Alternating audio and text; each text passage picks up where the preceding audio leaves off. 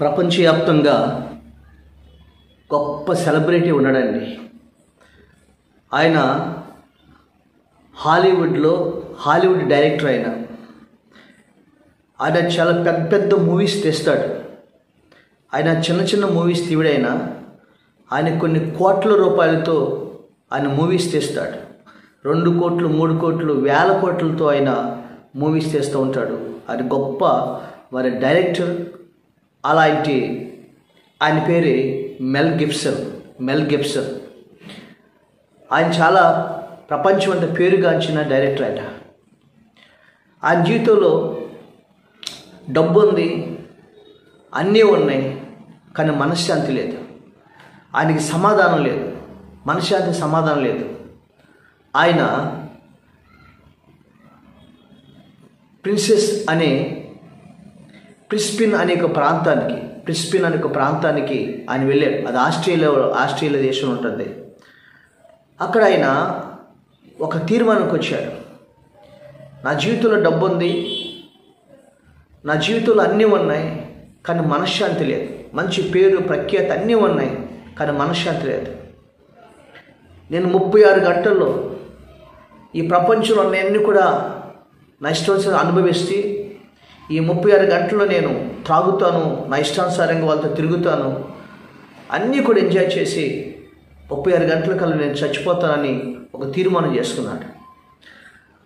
ఆయన ప్రిస్పిన్ అని ఒక ఆస్ట్రేలియాలో ఉన్నటువంటి ఒక 5 స్టార్ హోటల్కి వెళ్ళాడు. ఆ 5 స్టార్ హోటల్కి వెళ్ళి ఆయన ఒక తీర్మానం చేసుకున్నాడు. డ్రింక్ తాగటం కానీ, ఇష్టం తిరగటం కానీ, ఆ విధంగా ఆయన ఎంజాయ్ చేస్తూ ఉన్నాడు హోటల్లో. 35 గంటలు వచ్చేసింది. ఆ 35 గంటలు తాగుతూ తిరుగుతూ ఆయన చేస్తున్న సమయంలో ఇంకా 2 గంటలు మాత్రం టైం, 34 గంటలు అయిపోయింది. ఇక తర్వాత ఇంకా గంట పోతే ఆయన గన్ తీసుకుని షూట్ చేసుకుని చచ్చిపోతాడు. ఈలోపు మంచి టెన్షన్లో ఉన్నాడు. ఎందుకంటే మరణం అయిపోతున్నాడు, చనిపోబోతున్నాడు, ఆఖరి గడియల్లో ఉన్నాడు, మనశ్శాంతి లేదు. ఆయన టెన్షన్గా ఏదో ఆందోళనకరంగా ఉన్నాడు ఆ సెలబ్రిటీ.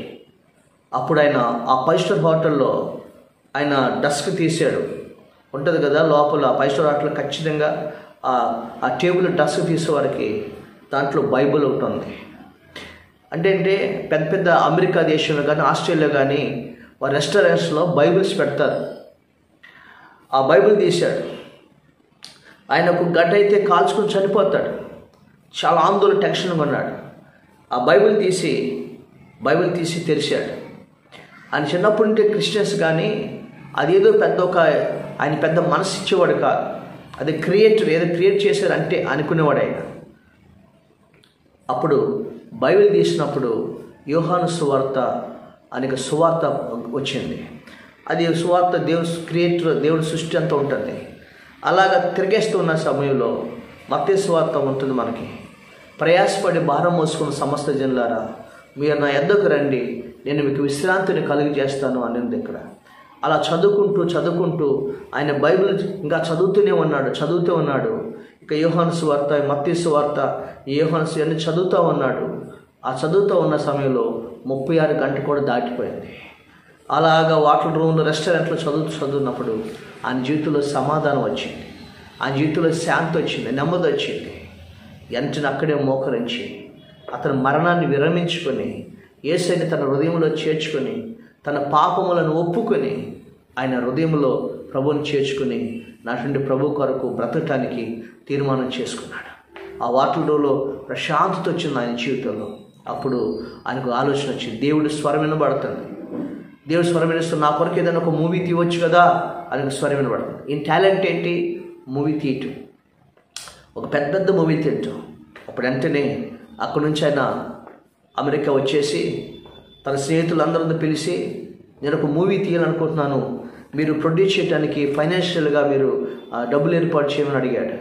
అప్పుడు ఏ మూవీ అని అడిగితే ఆయన నేను జీసస్ క్రైస్ట్ గురించి, నేను ఆ గెత్సేమనే తోటలో నుండి ఆ చివరి సిలువ యాగం వరకు రక్షణ కార్యాన్ని నేను మూవీ తీయాలనుకుంటున్నానని ఇక డైరెక్టర్ మెల్ గిబ్సన్ చెప్పాడు. అప్పుడు అన్నాడు ఆయన, దీనికైతే మేము డబ్బులు పెట్టలేమన్నారు. ఎందుకంటే ఈ సినిమాలో రోమన్స్ ఉండవు, ఈ సినిమాలో ఫైటింగ్స్ ఉండవు, ఈ సినిమాలో మరి దాంట్లో డ్యాన్సులు పాటలు ఇలాంటివి ఏమి ఉండవు, కాబట్టి దీన్ని ఎవరు చూడరు, మీరు లాస్ అయిపోతాం, మేము డబ్బులు పెట్టమన్నారు. అప్పుడు ఈ డైరెక్టర్ అన్నాడు, మీరు పెట్టినా పెట్టకపోయినా నేను ఈ మూవీ తీస్తాను, తెలిసిందే, నేను దేవుని కొరకు నేను తీస్తానని చెప్పి నిలబడి ఆయన మూవీ తీశాడు. ఆ మూవీ తీసినప్పుడు ఆ మూవీ ప్రపంచంలోనే అతి పెద్ద పేరు గాంచింది. ఒక మంచి పేరు సక్సెస్ మీట్లో ఆ మూవీ వచ్చింది. ఆయన తీసిన మూవీలన్నిట్లకల్లా ఇది చాలా ప్రపంచంలోని పేరుగాంచిన మూవీగా వచ్చిందంట.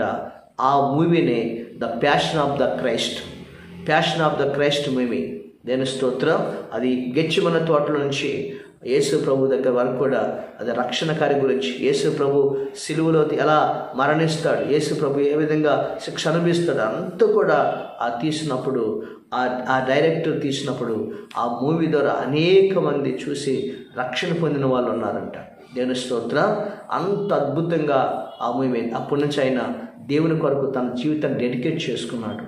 దేవుని కొరకు మంచి ఏం చేద్దామని ఆలోచనతో ఆ మెల్ గిబ్సన్ దేవుడి కొరకు బ్రతకటానికి ఆయన తీర్మానం చేసుకున్నట్ట. దేవుని స్తోత్రం కలుగును గాక. ప్రియమైన దేవుని బిడ్డలారా, ఈరోజు దేవుడు ఆయన ప్రయాసపడి భారం మోసుకున్న సమస్త జనులారా, మీరు నా యొద్దకు రండి, నేను మీకు విశ్రాంతిని ఇస్తానని చెప్పాడు. ఆయన 36 గంటలు చచ్చిపోదామని తీర్మానం చేసుకున్నటువంటి ఆ ప్రపంచ డైరెక్టర్ మెల్ గిబ్సన్ అతను బ్రతికించింది ఆ దేవుడి వాక్యం. దేవుడు తన హృదయంలో శాంతినిచ్చాడు, సమాధానం ఇచ్చాడు, ప్రపంచంలో ఎక్కడ లేని సంతోషాన్ని ఇచ్చాడు, మరణాన్ని తప్పించాడు.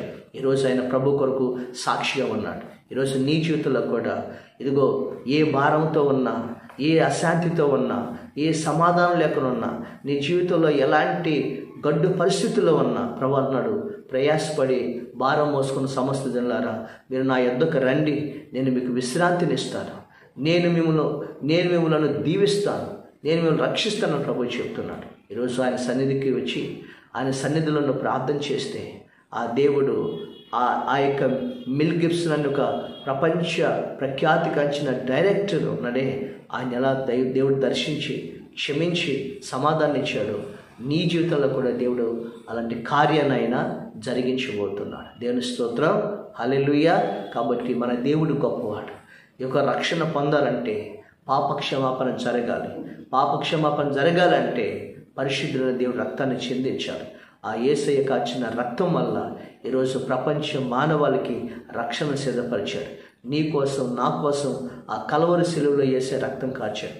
ఈరోజు ఆయన రక్తంలో కడగబడితే, ఆ యేసయ్యని హృదయంలో చేర్చుకుంటే, ఆ యేసయ్య పాదాల దగ్గరికి నువ్వు వస్తే నీ బ్రతుకులో ఉన్న అశాంతిని, అసమాధానం సమస్తం నేను కొట్టివేసి నీ కుటుంబంలో శాంతి, నీ బ్రతుకులో శాంతి, ఈరోజు నీ జీవితంలో ప్రతిదానికి ఆయన శాంతి సమాధానం ఇచ్చి ఆ తర్వాత పరలోక రాజ్యాన్ని, నిత్య జీవాన్ని కూడా ఆ దేవుడిని అనుగ్రహించాడు. దేవుని స్తోత్రం. అందుకని ప్రభు అన్నాడు, ఆ దేవుడి దగ్గరికి నువ్వు రావాలి. ప్రతి ఒక్కరు కూడా రక్షణ పొందిన వారు కూడా రేపు ఆదివారం కూడా ఎవరు కూడా దేవుని సన్ని నిర్లక్ష్యం చేయకుండా ప్రభు దగ్గరకు వచ్చి దేవుణ్ణి ఆరాధిస్తూ దేవుడి వాక్యం విని దేవుని సన్నిధిలోకి వచ్చి గణపరిచినప్పుడు ఆ దేవుడు నిన్ను కూడా గణపరుస్తాడు. హల్లెలూయా. అందుకని హెబ్రీ రాసిన పత్రికలో ఒక మాట చదువుకుందాం. 11:28 హెబ్రీ 11:28 రాయబడింది. ఆయన రక్త ప్రోక్షణ జరగాలి అంటే ఆయన పాప క్షమాపణ నిమిత్తం రక్షణ పోషణ జరగాలి. యేసు ప్రభువారు ఆయన పస్కా గొర్రెగా ఆయన మానవులందరి కొరకు ఆయన రక్తాన్ని చిందించి మన పాపముల కొరకు ఆయన రక్షణ పోషణ చేసిన దేవుడు మన ప్రభు అయిన యేసుక్రీస్తు. ఆయన రక్తము చేత ఈరోజు పరిశుద్ధులంగా మార్చబడ్డాం. ఈరోజు ఆయన రక్తము చేత రక్షణ దేవుడు మనకు అనుగ్రహించాడు, నిత్య జీవాన్ని మనకిచ్చాడు. ఈరోజు ఆయన సన్నిధికి వస్తావా? ఈరోజు ఆయన సన్నిధిలోకి వచ్చి నీ హృదయాన్ని ప్రభుకి ఇస్తే పరలోక రాజ్యాన్ని, ప్రశాంతతని, నెమ్మదిని, సమాధానం ఇచ్చి నీ బ్రతుకులో ఉన్న ప్రతి చీకటిని, అశాంతిని తొలగించి ప్రపంచంలో దేవుడు గొప్ప సాక్షిగా నిన్ను దేవుడు నిలబెట్టబోతున్నాడు. దేవుడి మాటలు దీవించిన గాక. ఆమేన్. ప్రార్థన చేద్దాం. పరిశుద్ధుడైన మా తండ్రి, నీ పరిశుద్ధమైన పాదాలకు స్తోత్రాలు చెల్లిస్తున్నాం. ఇదిగో మెల్ గిబ్సన్ అనే the great director, Hollywood director ప్రభా, తన జీవితంలో శాంతి సమాధానం లేక 36 గంటల్లో తన జీవితాన్ని ముగించుకుందాం అనుకున్నాడు. కానీ దేవుడు తన మరణాన్ని తప్పించి శాంతి సమాధానం ఇచ్చి అతని సాక్షిగా ప్రభువా ఈ రోజుకి ఆయన నిలబెట్టుకున్నాడు. ప్రభువా అలాంటి గొప్ప దేవుడు కూడా మేము అందరం కలిగి ఉన్నాం. ప్రతి ఒక్కరూ కూడా అలాంటి గొప్ప రక్షణ మీరు దయచేసి ప్రతి ఒక్కరూ కూడా రక్షించి దీవించు. యేసు నామమున తండ్రి, ఆమేన్.